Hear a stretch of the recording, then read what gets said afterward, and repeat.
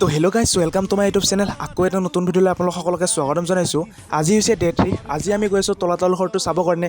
তো কিনো আছে তলাতল ঘৰৰ ভিতৰত তো আপোনালোককো দেখুৱাম আৰু ময়ো চাম। তো ভিডিঅ'টো সকলোৱে চাই থাকক। তো এতিয়া তলাতল ঘৰৰ ভিতৰত সোমোৱাৰ লগে লগে দেখা পালোঁ বৰটোপ কেইটা। তো এইকেইটা হৈছে বৰটোপ কেইটা। তো আপোনালোককো দেখুৱাই দিলোঁ।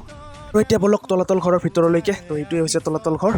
আৰু এতিয়া ডাইৰেক্ট আহি গ'লোঁ আমি তলাতল ঘৰৰ ওপৰৰ ফালে। তো এইটো হৈছে ওপৰৰ ফাল তলাতল ঘৰৰ। আৰু ছাইডৰ পৰা চাবলৈ গ'লে তলাতল ঘৰটো এনেকুৱাই দেখা পায়। তো মানে যিহেতু তলাতল ঘৰটো বহুত ৰহস্য আছে। তো আপোনালোকে চালে গম পাব। তো মই ইমান ক'ব নাযাওঁ। আৰু আপোনালোকক এটা বস্তু দেখাবলৈ লৈছোঁ। আপোনালোকে যে দেখা পাইছে দৰ্জাকেইখন, তো দৰ্জাকেইখনৰ শেষৰ ফালে আপোনালোকে দেখা পাইছে নিশ্চয় ৱাল। তো সেইখন ৱাল নহয়, তো তাৰ ছাইডেৰে আৰু এখন দৰ্জা আছে।